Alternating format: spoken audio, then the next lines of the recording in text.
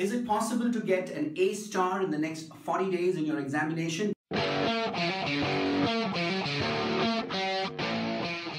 answer is yes. Yes, it is possible. But by me telling it is possible, it cannot become possible for you. It has to be possible for you up in your head. You must believe in this.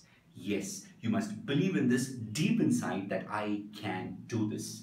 You must believe inside that I want to do this. There is a desire to do, and then do you deserve that? That feeling has to come inside you. You have all the skills that an A-star student need. Now that's what I want you to know and believe deep inside. Now, procrastinating your studies by watching this YouTube video, I think is a better thing to do than procrastinating your studies by watching a PewDiePie and Michelle Phan's video. So how do you begin doing all of this? Very simple, create a timetable. Don't create a Superman timetable. That doesn't work. You know, we've created enormous amount of timetables that don't work. And then we've invested a lot of time on timetables, making it colorful and printing it out and putting it up. No, make a realistic timetable that meets your productivity or your productive outcomes or timelines. Have sufficiently spaced study period of time. You know, have a study period, keep a break, have a study period, keep a break.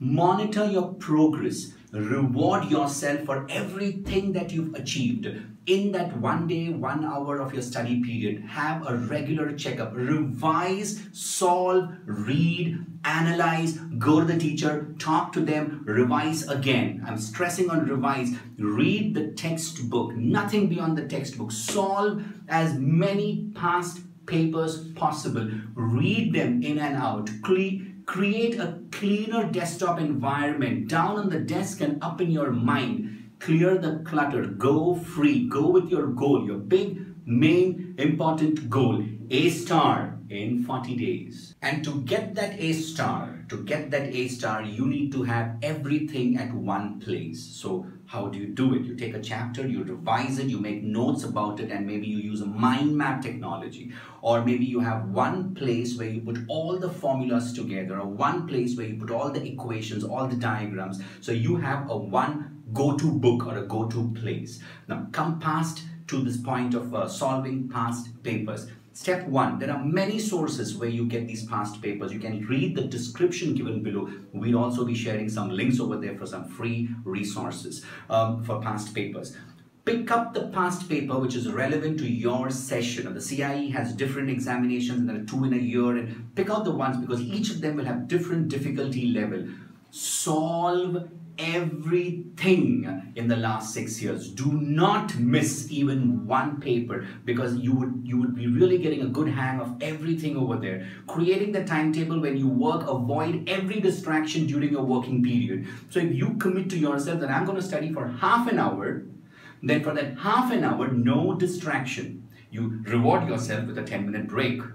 And then again sit for the next half an hour. But every time you sit for that half an hour, dump your cell phone, ditch your thirst, ditch everything that's going to distract you and disturb you. Focus and focus on that entire 30 minutes. Now, when you are doing this, make sure you have everything with you that needs to be studied. Follow the marking scheme. Follow the techniques which is required by the CIE. Now, after you write the paper, get the paper examined, get it checked, not the way you like it, the way the marking scheme is given. Find out your mistakes, find out your error spots. These are your weak spots. You may fumble, you may tumble upon these points more than once. So what you're gonna do, you're gonna find out these mistakes, find out these errors, go back to your study room, study, come back, pick up another paper, solve. Now here's a big one. When you're solving the examination paper, create an examination-like environment. So what's an examination-like environment? Take a print, keep a physical copy with you so that you get to know the real feel of how it is.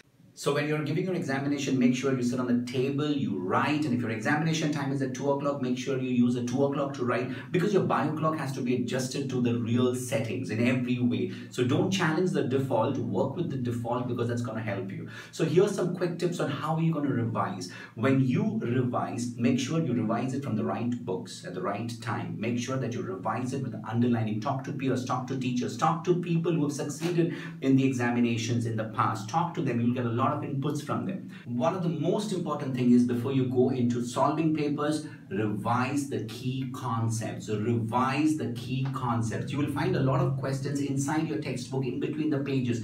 Read them, revise them, solve as much as possible. Revisit the papers which you get from other schools also. Go through them. They're going to help you in they're going to help you big time, you know. And of course, I need not tell you, right? You need to have good sleep, 6 to 8 hours of sleep. You need to be having good vegetables, leafy vegetables, good food, fruits, exercise regularly, push up your blood supply, exercise, cycle, run, jog. Do everything that's going to keep you physically fit, mentally fit, your blood supply going right. Avoid the oily food in every way. Avoid your so-called tasty food, because they're not going to have the right amount of proteins or vitamins that you need. Have milk. I don't know whether you like it, but you know, all the best.